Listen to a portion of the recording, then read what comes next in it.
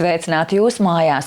Šeit no studijas Ventspilī. Mans vārds ir Gonda Porniece, un mēs 15 minūtes stāstīsim par jaunāko Ventspils pilsētā. Kad tad pieslēgs apkuri, to vairs nelēma centralizēti, bet gan katra māja atsevišķi, ja precīzāk mājas apsaimniekotājs. Šonedēļ atsevišķām mājām jau tika pieslēgta apkure, jo to apsaimniekotājs ir Ventspils nekustamie īpašumi. Šis apsaimniekotājs pieslēdz pēc principa vispirms nesiltinātās mājas. Un kā tad īsti sākas apkuras sezona Ventspilī? Par to nākamajā sižetā.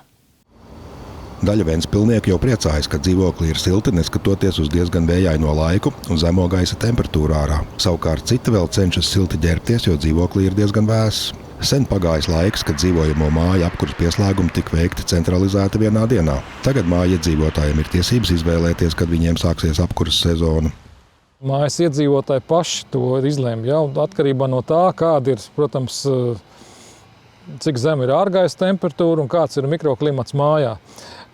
Siltumenerģiju mēs padodam praktiski visu cauru gadu. Tas nozīmē, ka pieslēgties pie siltummezglas pieslēgt tādā režīmā, lai tiktu sildīta apkuras radiatoru, var jebkurā brīdī, kad to sagribas. Tā kā pat mūs nav jābrīdina, mūsu iekārtas to praktiski strādā automātiski un uztur šo siltumnesēju temperatūru saskaņā grafiku. Tā kā, ja ir vēlme, to var darīt kaut vai tūlīt, jeb arī, kā es teicu, pēc nepieciešamības. Automatizētie siltummezgli ļauj regulēt siltumenerģijas padevas līmeni. Jo augstāks, jo vairāk tiek piegādāts siltumenerģija. Saskaņā ar iestatījumiem apkuri ieslēdzas noteiktā temperatūrā. Katrai mājai var būt savi rādītāji. Speciālisti iesaka nepieļaut, lai māja pilnībā atdziest, bet lēnām sāk pieslēgt apkuri. Šis siltummezgls automātiski ieslēdzās un tiek uzsildīta apkuras sistēma. Un ļoti bieži ir tā, ka cilvēki saka, ka jā, apkuri jau nestrādā, bet mūsu rokas temperatūra ir 36 grādi. Un radiatoru temperatūra jau, lai sāktu sildīt telpu, ja ir virs 22 grādi, tas nozīmē, ka jau silda telpa jau. Mēs ar roku to nejūtam, praktiski radiators ir silts. Bet praktiski šis siltuma padeva notiek un pie reizes arī komforts ēkās uzlabojās. Mūsu siltumenerģijas, var teikt, realizācijas cena pašlaik ir 86 eiro, 69 eiro centi par megavatstundu.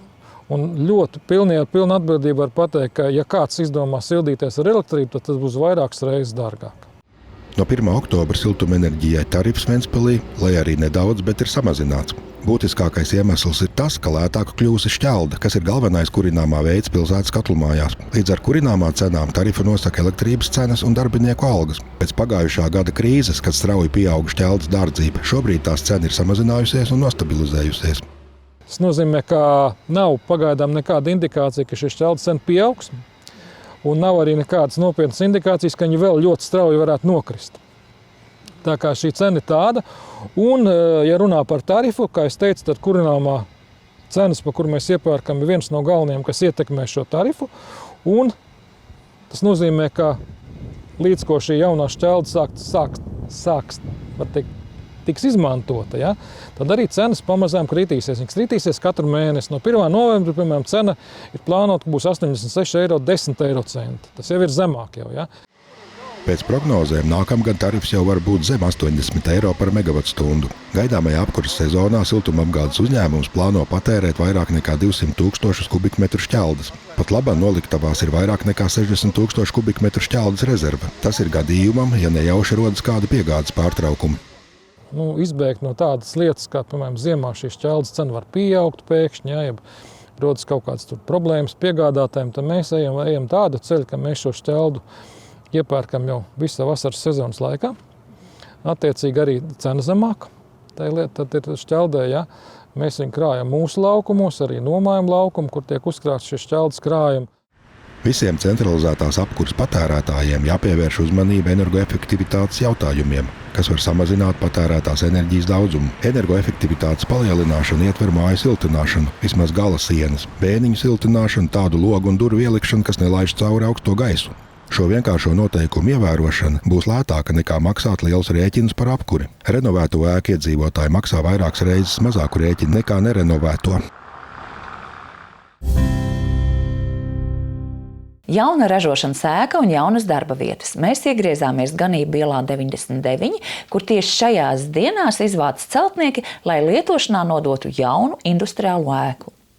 Šeit ir arī ražošanas zāle, kur ir industriālā zonē, kur būs kaut kāds ražošanas iekārts. Šeit ir servera telpa, elektrosadale, toaletes, ģērbtuves, dušas. Es saprotu, ka te ir paredzēta virtuves zona vai ēdama zona tiem darbiniekiem. Ventspilī topošajā ražošanas ēkā ganību ielā 99 šodien celtnieki iznes savus instrumentus un ēka tiek gatavota pieņemšanai un eksploatācijai. Būvniecības termiņi bija 7 mēneši. Kopā ar apakšuzņēmējiem visu realizēs iepils būve, iekļaujot drenāžas grāvju izbūvi, apkārtējās teritorijas labiekārtojumu un apzaļumošanu. Arī ugunsdzēsības signalizācija, 3 dažādas iebrauktuves un arī atsevišķa ofisa daļa, bet stāv zemāk virtuves telpas un pat duša. Šodien pabeidzat, patiešām mēs tā varam teikt, šodien izvācaties, jā? Celtnieki aizbrauc šodien. Jā. Šī ir vieta, kas nākotnē plāno pilsētai dot līdz 45 jaunām darba vietām. Tieši 7 mēnešus atpakaļ vēl šeit bija zaļa pļava. Un pilsbūve izdarīja, var teikt, varoņdarbu un 7 mēnešos uzbūvēja šo ēku, kas arī ir izbūvēts pirms termiņa un, teiksim tā, labā kvalitātē. Kādēļ mēs šo ēku būvējam kā pašvaldība? Jā, šī ir pirmā ēka pašvaldības, kas būvētas, jo iepriekšējās rūpnieciskās ražošanas ēkas tiks būvēta brīvos pārvaldes svētību, bet šī ir tiešām pirmā pašvaldības ēka, lai attīstītu rūpniecisko ražošanu, jo brīvos turpmākos gadus nebija gatavi vairāk ieguldīties rūpnieciskā attīstībā.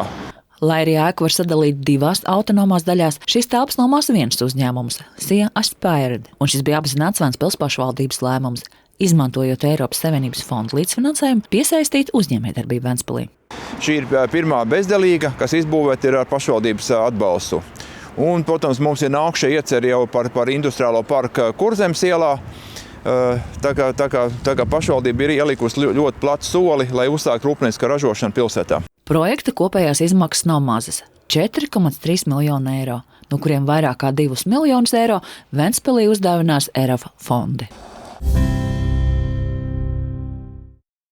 Ventspilī jau gadu darbojas Ziemeļkurzemes reģionālajā slimnīcā izveidotais Kurzemes rehabilitācijas centrs. Šajā nodaļā tiek sniegti pakalpojumi, kas ļauj pacientiem atgūties pēc operācijām, traumām un koriģēt esošos funkcionālos traucējumus. Plašajā fizioterapijas kabinetā strādā pieredzējuši speciālisti, organizējot pacientiem nodarbības, izmantojot īpaši trenažierus un dažādas ierīces. Fizioterapija ir viens no pieprasītākajiem pakalpojumiem, lai tiktu pie fizioterapeita jāgaida rindā. Tāpēc savulaik tika ieviesta reģistrācijas sistēma pēc principa. Vispirms tiek ņemti tie, kuriem palīdzība ļoti nepieciešama. Prioritizēt tas nozīmē, ka kā valstī noteikti kārtība ir akūtie, subakūtie un kroniskie pacienti. Līdz ar to tās rindas dažādiem pacientiem var būt dažāds ātrums, neatkarīgi no pierakstīšanās laika. Mēs esam apzinājuši tās vietas, kur ir tas lielākais pieprasījums un mēģinām tad uz to strādāt. Pašlaik mums ir pieņemti ar oktobrī 3 jauni fizioterapeiti, kas strādās tikai ambulatāro darbu. Līdz ar to mēs ceram to rindu ātrumu nedaudz palielināt.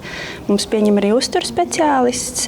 Ir arī viens jauns ārsts klāt, līdz ar to mums arī ir 3 ārsti uz doto brīdi. Veidojot rehabilitācijas centru, tika ņemti vērā mūsdienu sasniegumi medicīnā. Tāpēc centrs ir aprīkots ar robotizētām tehnoloģijām un speciālistiem palīgā nāk virtuālā realitāte. Svarīga loma rehabilitācijai ir arī hidroterapijai. Centrā ir šarkoduša, pērļu vana, zemūdens masāža un centra lepnums ir peldbaseins, kura dziļumu var regulēt, izmantojot paceļamo grīdu. Pieprasījums arī būs, un tas ir ļoti normāli, tāpēc, ka tādas komplekss hidroterapijas vai arī viss tas zāles aprīkojums ir jauns un pacientiem interesē, un viņi arī izmanto. Un ir arī vajadzības, jo tā vajadzība ļoti liela. Ne tikai Ventspilī, bet arī visā Latvijā rehabilitācijas pakalpojumi ļoti pieprasīti. Centrā strādā fizikālie terapeiti, masieri, fizioterapeiti, ergoterapeiti, audiologopēds, kliniskais psihologs un uzturu speciālists, kas ļauj pacientiem sniegt vispusīgu aprūpi. Ir arī atvērušās grupu nodarbības. Grupas jau gan ir laikam pilnas, bet līdz ko būs iespējams, atvērsim atkal jaunas grupas, sabiedrības veselības grupas. Mums ir grūtnieču vingrošana un vingrošana mamām ar bērniem. Un ar jauno gadu mēs plānojam iespējami ātri strādāt arī sestdienās. Tur gan būs mazliet savādāks tas pakalpojumu klāsts, varbūt ne tik ļoti kā darba dienās ārstniecība, bet mums tā kā plānojās arī darbs sestdienās. Oktobra beigās notiks jaunas uzņemšanas nodaļas un laboratorijas atklāšana. Tad pacienti, kuriem nepieciešama neatliekamā palīdzība, tiks nodalīti no tiem, kuri ārstējas stacionārā vai nāk uz ambulatoro palīdzību. Šeit ir ierīkots rindu pārvaldnieks. Bet šī ir jau slēgtā zonas ar piekļuvas kontroli. Šeit, principā, kustību organizē personāls jau. No šīs puses brīvu piekļuvu nebūs, būs tikai no tās puses. Cilvēks ienākot šeit nekur tālāk aiziet nevar. Pats viņš ienāk šeit, viņa tālāk novirs personāls. Uzņemšanas nodaļā ir paredzēti ārstu kabineti, procedūru kabinets, rentgena kabinets, datortomogrāfs. Ir stacionāras vietas neatliekamajai palīdzībai, novērošanas postenis. Viss ir aprīkots ar nepieciešamo monitoringa aprīkojumu. Šeit notiks ļoti intensīvs darbs ar vairāku speciālistu iesaisti, tāpēc arī šeit ir māsu postenis izveidots. Un pacientu vērošana, tad monitori ir pieejami gan māsu postenī, gan arī pie katra pacienta gultas. Un pacientiem viens no otra pacienta tiks atdalīti ar aizkariņiem. Tā ir arī pasaules prakse. Laboratorija tagad ir savienota ar neatliekamās palīdzības nodaļu, kas pātrinās nepieciešamo izmeklējumu veikšanu un pasargās ārstus no iešanas pa ielu, jebkuros laika apstākļos, kā tas bija līdz šim. Un atvadoties, gribu informēt, ka no šodienas ir atvērta Gāliņciema bibliotēka. Kā zināms, bija radušies vairākas tehniskas ķibeles, kas ir novērsts, un laipni jaunā biblioteka atkal gaida šī un ne tikai šī mikrorajona iedzīvotājus.